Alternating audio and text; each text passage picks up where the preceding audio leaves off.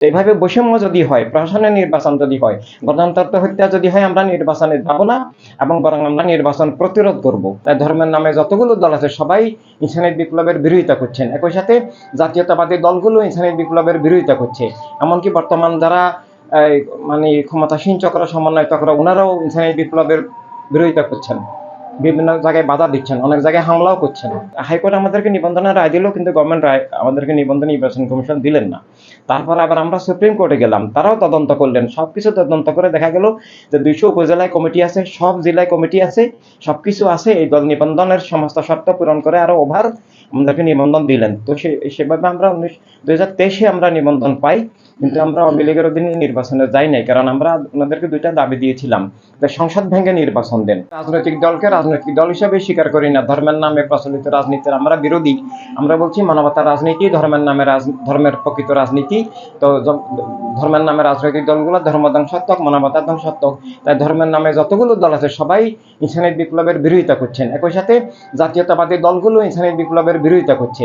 এমনকি বর্তমান যারা মানে ক্ষমতাসীন চক্র, সমন্বয়করা, ওনারাও ইনসানিয়ত বিপ্লবের বিরোধিতা করছেন, বিভিন্ন জায়গায় বাধা দিচ্ছেন, অনেক জায়গায় হামলাও করছেন। সবাই একদম ওয়ান টু অল এখন সবাই ইনসানিয়ত বিপ্লবকে ঠেকানোর জন্য পথের রাস্তায় নেমেছে। একটা ধর্মের নামের দল, এগুলোকে আমরা রাজনৈতিক দল এবং স্বীকার করি না, ধর্মীয় দলও স্বীকার করি না। ধর্মের নামে ধোঁকা, প্রতারণা, জঙ্গিবাদ মনে করি এবং আমরা সেটা প্রমাণিত করে দিতে পারবো। আর হচ্ছে বস্তুবাদী চেতনার জাতীয়তাবাদী রাজনীতি। তো আমরা যেহেতু এই 2টা রাজনীতির বিরুদ্ধে, তাই আমরা কারোর সাথে জোট করতে পারি না, কারণ আমরা সেগুলোকে মানে রাজনীতি মনে করি না, বরং অপরাজনীতি, স্বৈর রাজনীতি, দস্যু রাজনীতি, মানবতা বিরোধী, জীবন বিরোধী, ধর্ম বিরোধী অপরাধ মনে করি। তো মানবতা আর পাশবতার কোনো জোট হয় না।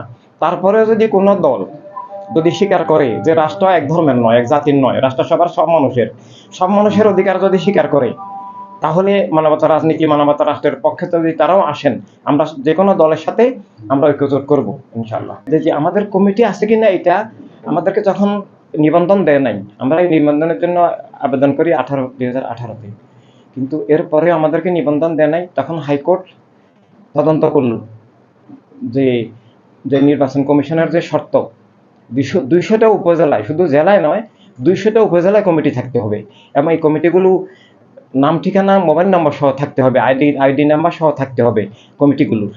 তারপর তদন্ত করা হলো, দেখা গেল 200 নয়, আরো অধিক আছে। এরপর হাইকোর্ট আমাদেরকে নিবন্ধনের রায় দিল, কিন্তু গভর্নমেন্ট রায় আমাদেরকে নিবন্ধন নির্বাচন কমিশন দিলেন না।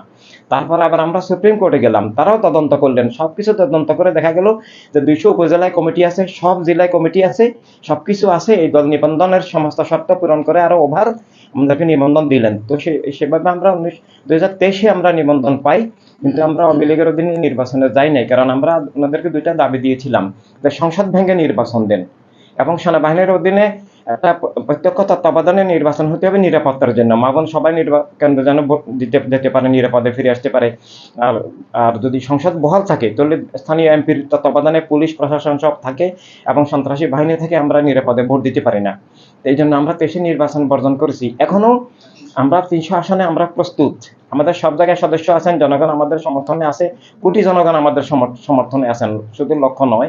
এভাবে অনেক মুসলিম, অমুসলিম, যেমন কুড়িগ্রামে সাধন রায় চক্রবর্তী, উনি নিজেই সেখানে দাঁড়াচ্ছেন কুড়িগ্রামে 1 আসন থেকে। তো এভাবে আমাদের মুসলিম, অমুসলিম, যে কোনো ধর্মের ভিত্তিতে আমাদের যারা মানবতা বিশ্বাসী, মানবতা রাজনীতি, মানবতা রাষ্ট্রে বিশ্বাসী, যারা জঙ্গিবাদ বিরোধী, জাতীয়তাবাদ, বস্তুবাদ বিরোধী, তারা দাঁড়ানোর জন্য অলরেডি আমাদের প্রস্তুত আছেন। আমাদের সমর্থনে অনেক মানুষ আছেন। তবে যদি বর্তমানে আমরা সরকারের যে প্রবণতা দেখছি, তারা পক্ষপাত দুষ্ট হয়ে গেছেন, তারা নিরপেক্ষ নন। তারা একটা বিশেষ দলের দিকে দেশকে ঠেলে দিচ্ছেন, অপরদিকে ক্ষমতায় থেকেও তারা দল তৈরি করছেন, সরকারি অর্থ বলে এভাবে সরকারি রাষ্ট্র ক্ষমতার অপব্যবহার করে। তারা কোথাও গেলে প্রটোকল পান, আর অথচ আমরা গেলে আমাদেরকে সমাবেশে করতে দেন না, বরং উল্টা বাধা দেয়।